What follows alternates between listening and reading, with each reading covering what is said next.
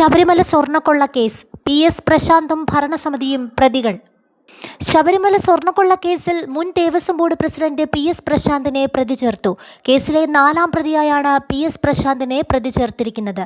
2025-ൽ സ്വർണ്ണപ്പാളികൾ കൊണ്ടുപോയതിൽ PS പ്രശാന്തിനെതിരെ തെളിവുണ്ടെന്നാണ് അന്വേഷണ സംഘം പറയുന്നത്. സ്വർണ്ണപ്പാളികൾ കൈമാറിയ നടപടിയിൽ ക്രിമിനൽ ഗൂഢാലോചന നടന്നതായും SIT കോടതിയിൽ സമർപ്പിച്ച റിപ്പോർട്ടിൽ ചൂണ്ടിക്കാണിച്ചു.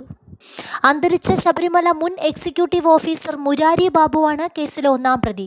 സ്പോൺസർ ഉണ്ണികൃഷ്ണൻ പോറ്റി 2ാം പ്രതിയും സ്മാർട്ട് ക്രിയേഷൻസ് ഉടമ പങ്കജ് ഭണ്ഡാരി 3ാം പ്രതിയും ദേവസ്വം ബോർഡ് അംഗം advocate A Ajikumar 5ാം പ്രതിയുമാണ്. Thiruvabharanam commissioner രജിലാലാണ് കേസിലെ 7ാം പ്രതി.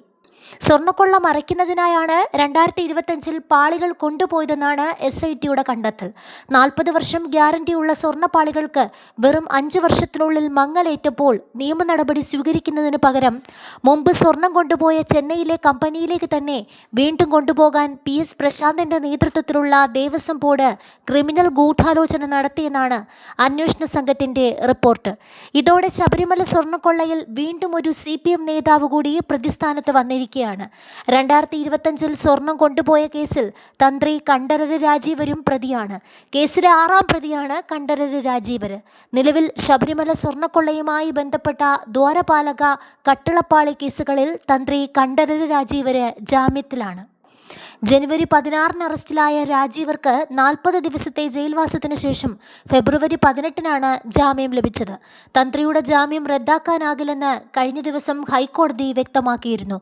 ജാമ്യം റദ്ദാക്കണമെന്ന SITയുടെ ആവശ്യം കോടതി തള്ളുകയായിരുന്നു. ശബരിമല സ്വർണ്ണക്കൊള്ള കേസിൽ ദേവസ്വം ബോർഡ് മുൻ അംഗം സുന്ദരേശൻ, ദേവസ്വം ബോർഡ് സെക്രട്ടറി ബിന്ദു, തന്ത്രി മഹേഷ് മോഹനര്, മുൻ തിരുവാഭരണം കമ്മീഷണർ സുനില, മുൻ എക്സിക്യൂട്ടീവ് ഓഫീസർമാരായ OG Biju, VS Rajendra Prasad, administrative officer Srinivas, assistant executive officer Hemant, ബെല്ലാരിയിലെ സ്വർണ്ണ വ്യാപാരി പാണ്ഡുരംഗയ്യ നാഗ ഗോവർദ്ധൻ എന്നിവരുടെ പങ്കും അന്വേഷണ പരിധിയിലുണ്ടെന്ന് കോടതിയിൽ SIT അറിയിച്ചിട്ടുണ്ട്. ശാസ്ത്രീയ പരിശോധനാ ഫലങ്ങൾ കിട്ടാൻ ഇനിയും സമയമെടുക്കും. അതിനാൽ കുറ്റപത്രം നൽകാൻ കൂടുതൽ സമയം വേണമെന്നും SIT ആവശ്യപ്പെട്ടു. കേസ് വരുന്ന 20-ാം തീയതി വീണ്ടും പരിഗണിക്കും.